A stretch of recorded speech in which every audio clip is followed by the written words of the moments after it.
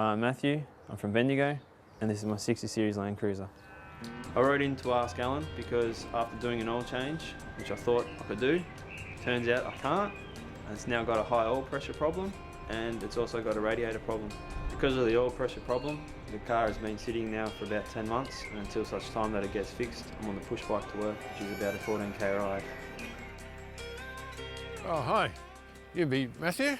Allan Gray from Tamer, ready? Oh, Yeah, come up today to see what we can help you with. We can try and, you ride your push bike to work every day? Yeah, I'll do it, mate. Yeah, so you'd rather be driving the Land Cruiser? Absolutely. Okay, well look, I think we might have a bit of a look and see if we can get you off the bike into where you should be in the Land Cruiser. That'd be fantastic. Let's go and have a look at the vehicle.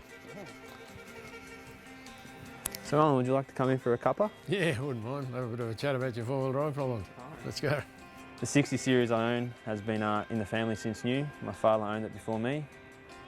The lemon's sitting on the bull bar because since the problem, my family have decided that this is a lemon. I hope it's not.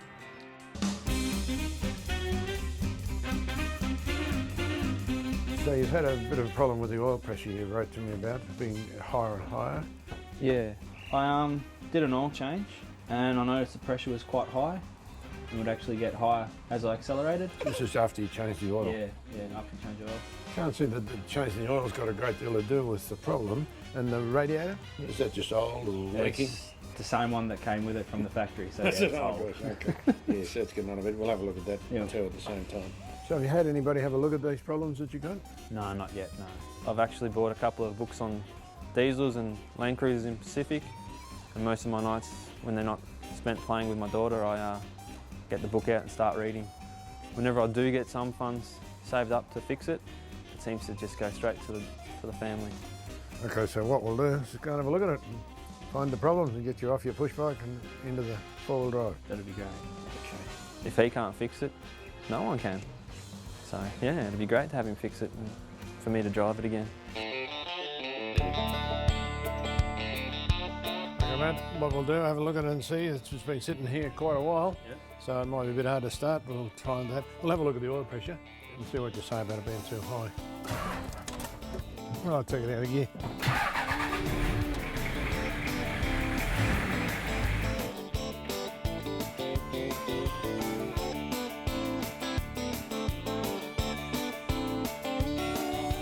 Yeah, we're looking for the oil pressure relief valve, but I can't find it.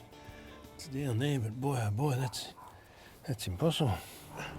We've got to try and get the oil pressure relief valve retainer out, and it's very difficult to get at. We're going to unscrew it and put a different valve in it. I'm going to have to cut up a spanner, I think, to fit in here. I've got an angle grinder. Have you? Yep.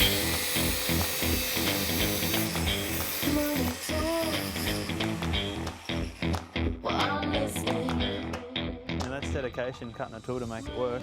What do you want to do? Sit in the side of the road? I'm starved to death. I'll fix the thing. I've got to try and get the valve out. I need to turn the motor over, but I don't want it to start. To just pulse it. No, keep. Okay, so what we're doing now, that's the oil pressure relief valve. The spring fits in there. It moves backwards and forwards and relieves the pressure so it doesn't go too high. This little valve, because it's a bit short and and your housing's worn, it's rocked around a bit and made a little bit of a groove, and it's actually pushed it further into the valve thing, and it won't release. Yep. So the oil pressure's gone far too high. Yep. Now it happens on these a bit. There's the new one. See the difference? Now we've made it longer, so as it picks up a new part of it's on the ball. The ball, there. yeah. So if, with a bit of luck and a downhill wind, when we put this in, it'll slide smoothly and give you a reduced oil pressure. Put the spring back. She's in there. Now, where's our U-View special spanner? Drag her out and all the stuff out and just see what we got in the way of oil pressure.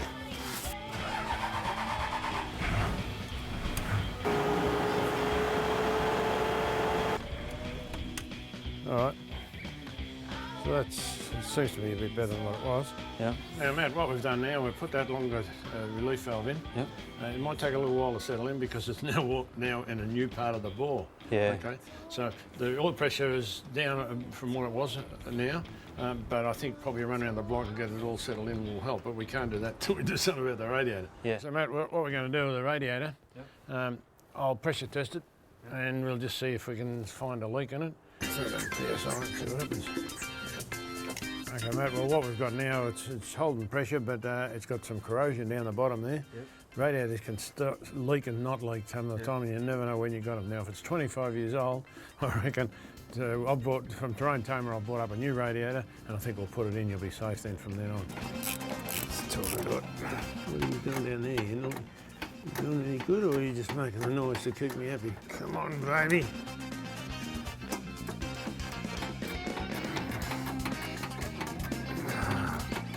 The guys put silicone on it when he put it on to get it on, but he never thought he'd get it off. He's sitting right beside me. I reckon he should be the one to get it off, not me. It's coming now. Ah, yes, no good. Okay, so now we've got the bolts out of the radiator and the shroud. Yep. And we've got to try and lift this radiator out. Oh yeah, that's a ripper, kid. For kids. That's good. That looks to be the right one. We've got to change those mountings at the bottom. Yep. Pull the rubbers out at the side. And we'll put it in and see if we get the old girl on the road. No, I reckon you ought to trash your push bike this afternoon or hang it up in the shed. Well, let's put the radiator in a bit. We'll be very careful. It's nice and new now. It's got to come up my way. That's cooking with gas. Be out of here before nightfall. Got a good four-wheel drive chest, please. Just have a look here for a minute. There's a couple of reasons why you could get overheating. Not the radiator will fix your problem. You haven't had overheating, you've had a leak. But you've got a blocked insect screen. Pull that out and give it a clean. Not too many lights on the front to stop airflow. Okay, and a radiator can be blocked internally or in the fins themselves. So, you know, check whether you might need a blowout with the fins. So we've got a little bit of corrosion up the top here. I'll leave you with a thermostat and gasket because it's leaking down there a bit. Not a big problem, not contributing to your problems at all. Just that we're running out of light here and we need to, while I'm here, I'll just scrape a bit of that corrosion off and we'll put that new radiator hose on and that'll complete the installation.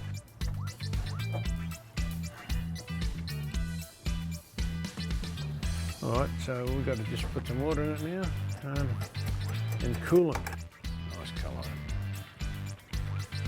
Now what we've got to do now, we've filled it up with water. We've got to make absolutely sure that there's no air in the system, and that's sometimes not easy to do. You want to assume that there is air there till you make absolutely sure it's right. We've parked at the wrong angle here. We've probably got air at the back of the cylinder. We need to take the vehicle out, turn it around and face it uphill.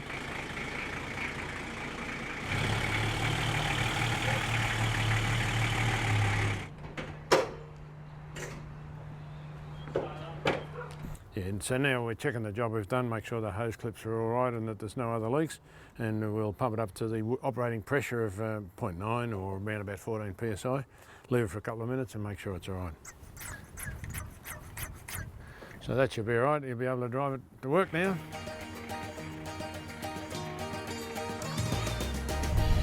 Imagine how that vehicle feels now.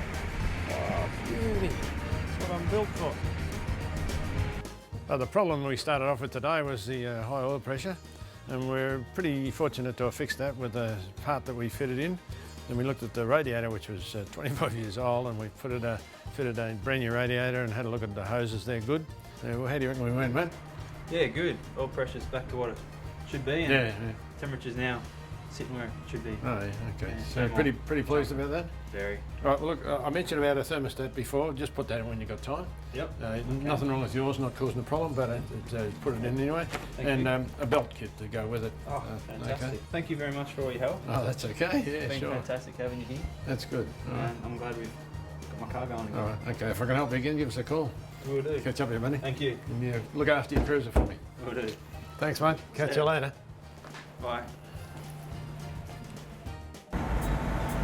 To be driving this after 10 months, it's fantastic. It's just beyond words. Winning the Ask Allan competition has proved that my problem was fixable, and Allan has fixed it. Allan's a great guy, it's been a hoot. I've learnt a lot off him. It'll be a story I'll be telling for quite some time.